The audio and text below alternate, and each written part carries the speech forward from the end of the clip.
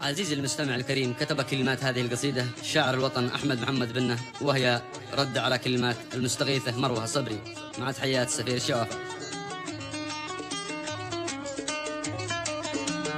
ابشري لبيك يا بنت الأكارم، في رجاجيل اليمن شد الحزام، عاد فينا من يغار على المحارم، شعبنا معروف في حرب وسلام. ابشري لبيك يا بنت الأكارم، في رجاجيل اليمن شد الحزام، عاد فينا من يغار على المحارم، شعبنا معروف في حرب وسلام.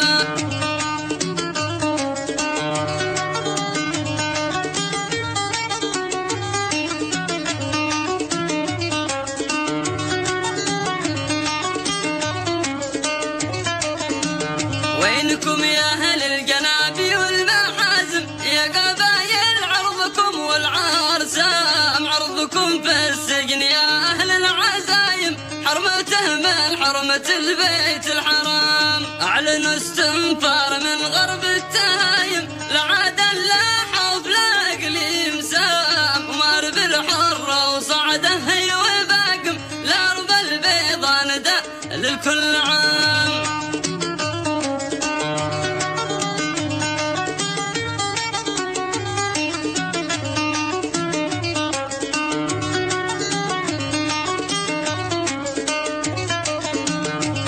بالحرة وصعده هي وباقم، لرب البيضاء ندى للكل عام، حد يافع للشبوه والكوازم، للجنوب الحر لا ديرة شباب، وحد يافع للشبوه والكوازم، للجنوب الحر لا ديرة شباب. في سجون المملكة يا كم ظالم، والحكومة حقنا تخشى الكلام.